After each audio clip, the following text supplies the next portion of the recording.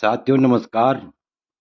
आज का वीडियो का मुख्य विषय है कि स्त्री की कुंडली में लग्न में कौन से ग्रह अत्यंत शुभ फल देने वाले होते हैं तथा कौन से ग्रह अनिष्टकारी होते हैं। ध्यान से देखिए कि स्त्री की कुंडली में लग्न में कौन से ग्रह अत्यंत शुभ फल देने वाले होते हैं तथा कौन से ग्रह अत्यंत अशुभ फल देने वाले होते हैं। इसी विषय पर हम विस्तार पूर्वक चर्चा करेंगे। इससे पहले मेरा आप लोगों से अनुरोध है, यदि आपने अभी तक मेरा चैनल सब्सक्राइब नहीं किया तो अवश्य सब्सक्राइब करने का कष्ट कीजिए, वीडियो को लाइक कीजिए, शेयर कीजिए। तो देखिए यहाँ पर लिखा हुआ है, मूर्तो करोति विधवा दिनकृत कुजस्य राहु विनिष्ट तनयाम रविजो दरिद्राम शुक्र सुशांक तनयस्य गुरुश्च साध्वी आयुक्षय प्रकृति सर्वरीस। ध्यान से देखिए, सबसे पहले व्याख्या देखिए।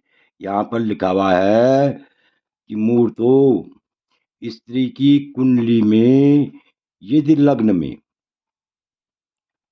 कौन सा ग्रह हो, मंगल हो और दिनकृत कहते हैं सूर्य के लिए, कुज कहते हैं मंगल के लिए, दिनकृत कहते हैं सूर्य के लिए। तो स्त्री की कुंडली में यदि मंगल और सूर्य हो तो ऐसे योग जो है स्त्री को वैधव्य योग बनाते हैं। अर्थात ऐसे स्त्री के वैधव्य योग होते हैं।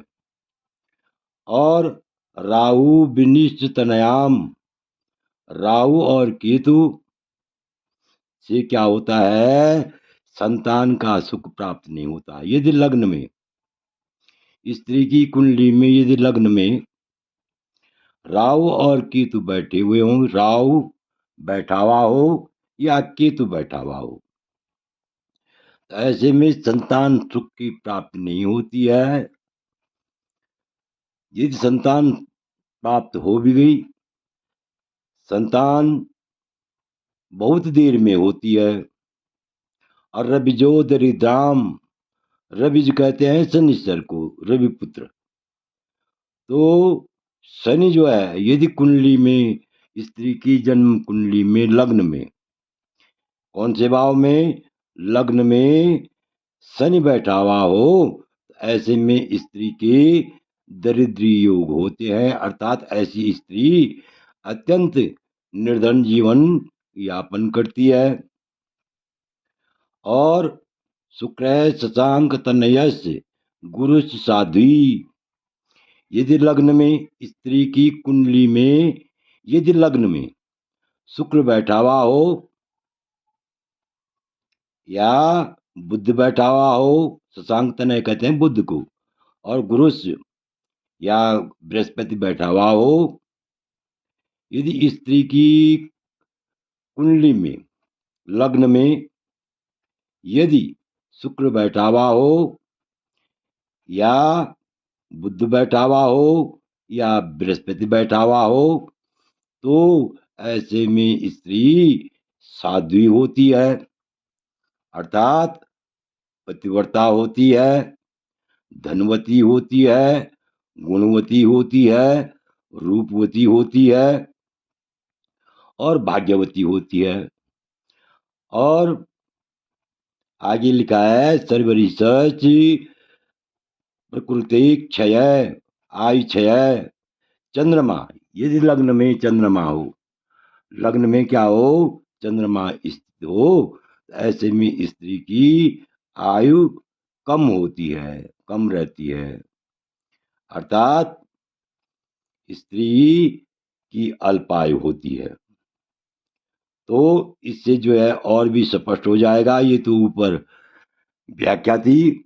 अब भावार्थ में देखिए, जिस स्त्री के लग्न में, ध्यान से देखिए, जिस स्त्री के लग्न में सूर्य और मंगल हो, वह स्त्री ऐसी स्त्री की वैधव्य योग होते हैं।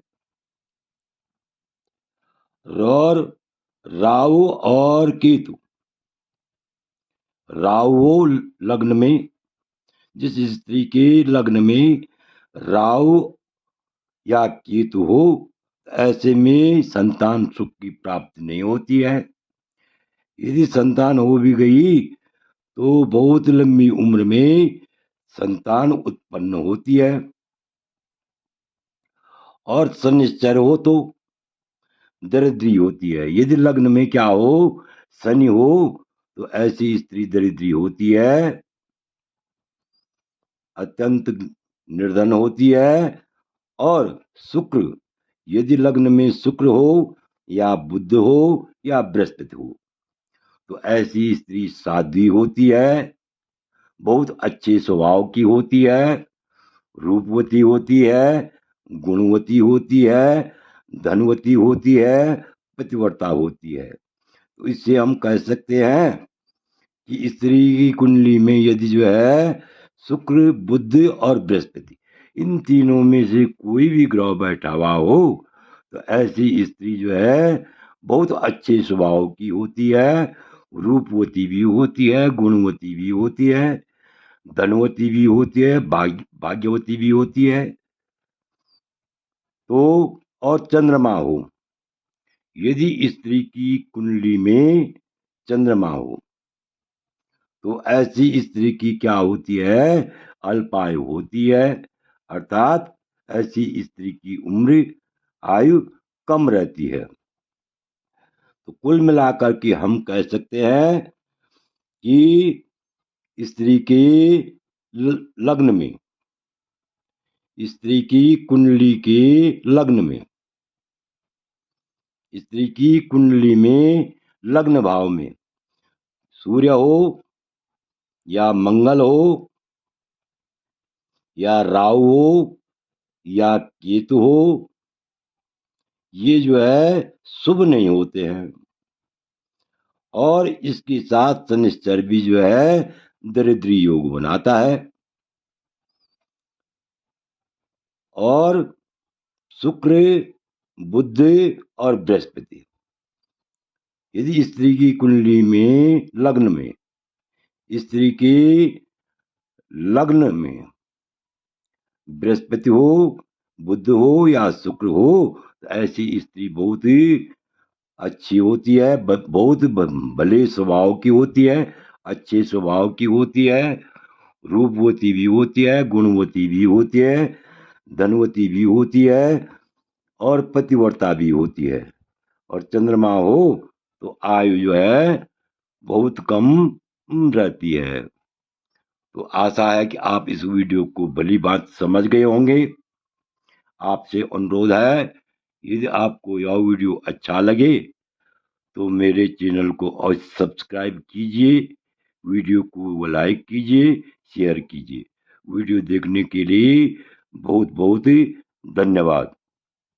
विशेषकर मैं उन लोगों का, उन सज्जनों का अत्यंत आभारी हूँ जो मेरे वीडियो को नियमित देख करके अपना अमूल्य समय दे रहे हैं। पुनः बहुत बहुत धन्यवाद।